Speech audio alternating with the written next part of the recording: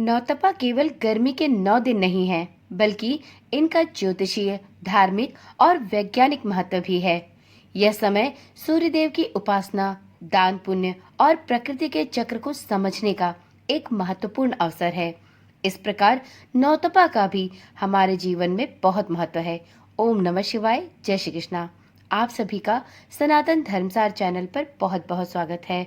मित्रों, हिंदू धर्म और ज्योतिष शास्त्र में निश्चित रूप से नौतपा या नवतपा के 9 दिनों का विशेष महत्व बताया गया है। नौतपा के 9 दिनों का यह समय भगवान सूर्य नारायण की आराधना, उपासना, दान पुण्य और प्रकृति के चक्र को समझने के लिए एक महत्वपूर्ण अवसर के रूप में लिया जाता है। चूँकि 2025 में नौतपा 25 मई से शुरू हो रहा है, तो आइए इस अवधि के बारे में धार्मिक, सांस्कृतिक, ज्योतिषीय और खगोलीय महत्व तथा इससे जुड़े कुछ रोचक तथ्य जानते हैं। मित्रों, नौतपा में पृथ्वी और सूर्य की अत्यंत निकटता होती है।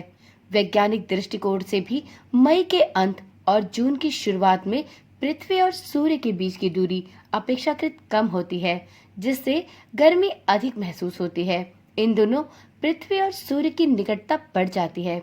इस कारण ये 9 दिन खूब तपते हैं। दूसरा कारण है सूर्य का रोहिणी नक्षत्र में प्रवेश करना। जी हाँ मित्रों, नौतपा उस समय प्रारंभ होता है जब सूर्य रोहिणी नक्षत्र में प्रवेश करता है। रोहिणी नक्षत्र का स्वामी चंद्रमा है, जो शीतलता का प्रतीक है। हालांकि सूर्य का इस नक्षत्र में आना पृथ्वी पर उसकी किरणों की सीधी और तीव्र गर्मी लाता है। मित्रों, नौतपा अगर ना हो तो आप मानसून का पूर्वानुमान नहीं लगा सकते। जी हाँ, ऐसा माना जाता है कि नौतपा के शुरुआती 9 दिनों में जितनी ज्यादा गर्मी पड़ती है, मानसून या बारिश की संभावना भी उतनी ही अधिक होती है। यह इसलिए है क्योंकि तेज गर्मी से समुद्र और भूमि से नमी तेजी से वाष्पित होती है, जो मानसून के बादलों के निर्माण में सहायक होती है। इसलिए नौतपा को मानसून का गर्भ भी कहा जाता है।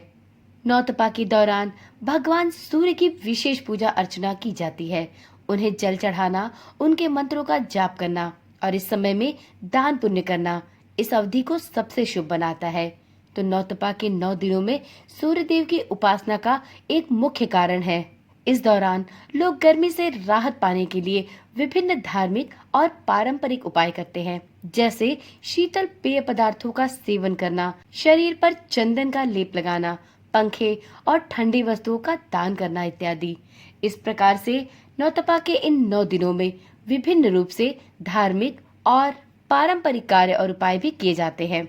वहीं इस समय में कुछ मान्यताएं यह भी कहती हैं कि नौतपा के दौरान कुछ शुभ कार्य जैसे विवाह, मुंडन इत्यादि नहीं किए जाने चाहिए, क्योंकि इस समय मौसम की तीव्रता अप्रत्याशित हो सकती है।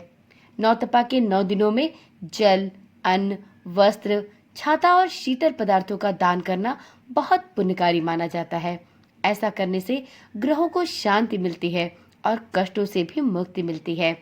इसी प्रकार से नौतपा भले ही 9 दिन हमें अत्यधिक गर्मी देता है, भले ही यह समय भीषण गर्मी का होता है, परंतु यह पृथ्वी के प्राकृतिक संतुलन के लिए भी आवश्यक माना जाता है, जो आगे चलकर अच्छी वर्षा में सहायक होता है।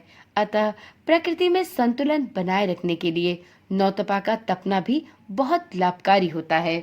इसी प्रकार से नौतपा की तेज गर्मी का प्रभाव न केवल मौसम बल्कि लोगों के स्वास्थ्य और मन पर भी पड़ता है। इसलिए इस दौरान हल्का भोजन करने और शांत रहने की सलाह दी जाती है। इस दौरान यदि कार्य ना हो तो तेज धूप में निकलना नहीं चाहिए और इस समय घर में रहकर सुरक्षित और शांत रहना चाहिए। निरंतर शीतल पदार्थों का सेवन करते रहना चाहिए तथा सूती और हल्के वस्त्रों को ही पहनना चाहिए। इस प्रकार से अपने मन और शरीर को शांत और ठंडा रखकर इन 9 दिनों को प्रकृति के इस परिवर्तन को स्वीकार करना चाहिए। यदि आप भी प्रकृति के इस परिवर्तन पर निराश और असहज महसूस कर रहे थे, तो अब मुस्कुराइए और प्रकृति के इस परिवर्तन को हृदय से स्वीकार करिए, क्योंकि यह परिवर्तन या असहजता हमारे आने वाले समय के लिए बहुत ही आवश्यक है और इससे प्रकृति का संतुलन बना रहेगा। और जब प्रकृति संतुलन में रहती है तो हमारा जीवन भी एक संतुलित दिशा में अग्रसर होता है। तो चलिए मित्रों, आज की वीडियो और आज की जानकारी यहीं पर समाप्त करते हैं। फिर मिलते हैं एक ऐसी ही नई वीडियो के साथ।